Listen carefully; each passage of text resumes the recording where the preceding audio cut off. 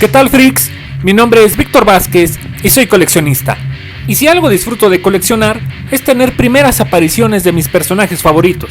Y justo ahora les voy a presumir la del mismísimo Omega Red, enemigo mortal de Wolverine. Miren, aquí está. ¿Qué dicen? ¿Que este X-Men número 1 no es la primera aparición de Omega Red? Tenemos que hablar. Esto es serio.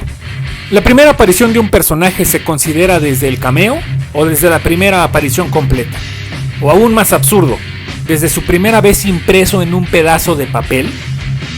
Hace meses participé en una subasta por el X-Men número 4 de enero de 1992 que está valuado en el mercado en unos $50 y está considerada como una key issue por tratarse de la primera aparición de Omega Red. No lo gané, pero aún así esto me hizo recordar que este personaje en realidad apareció meses antes en el pin-up Things to Come, publicado en el X-Men número 1 de agosto de 1991, que regularmente no vale más de $6 en promedio y nadie anda buscando ni peleando por él. En esta ilustración realizada por el gran Jim Lee, Omega Red se muestra en primer plano y en todo su esplendor, es decir, no hay duda de que es él. Entonces, ¿no tendría que ser considerado el X-Men número 1 como primera aparición publicada de Omega Red y por ende cotizarse por esta cualidad? Algunos me responderán que no, porque Omega Red no está participando en la trama del título y que lo hizo hasta el número 4. Pero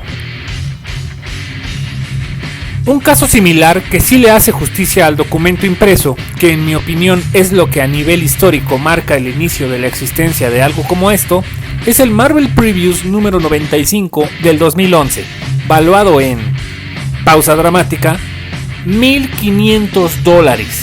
La causa, primera aparición de Miles Morales como Spider-Man en una portada, de una revista que no es un cómic. El Marvel Previews es un catálogo de venta. Anuncia los títulos que serán publicados en 1 o 2 meses y muestra la ficha técnica de los productos que se ofertan y un adelanto, algunas páginas terminadas o preliminares y por supuesto las portadas. Pero insisto, no es un cómic, por lo tanto, tampoco participa formalmente en la trama del título anunciado. X-Men 1 contra Marvel Previews 95, uno es un cómic y el otro no. Otro ejemplo, Spawn número 1, mayo de 1992. Primera aparición del Spawn de Todd McFarlane. ¿O no? ¿O no? Otro catálogo de ventas, el Malibu Sun número 13. Fue publicado apenas un par de semanas antes del Spawn número 1 y muestra en portada al personaje y un pin-up de McFarlane en la parte de atrás.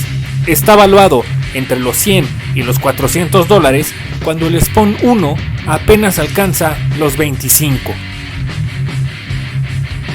X-Men 1 contra Malibu Sun 13, uno es un cómic y el otro no. Pero bueno, pongámoslo parejo, cómic contra cómic. Batman número 89 de abril del 2020. Primera aparición en cameo de Punchline, valuado en $60, contra su primera aparición completa registrada en el Year of the Villain Hell Arise número 3, valuado en $50. Y estas son las viñetas que le dieron a conocer al mundo en este cameo. Sin palabras, ¿verdad? X-Men 1 contra Batman número 89, uno es una aparición completa y el otro un cameo. Un último ejemplo.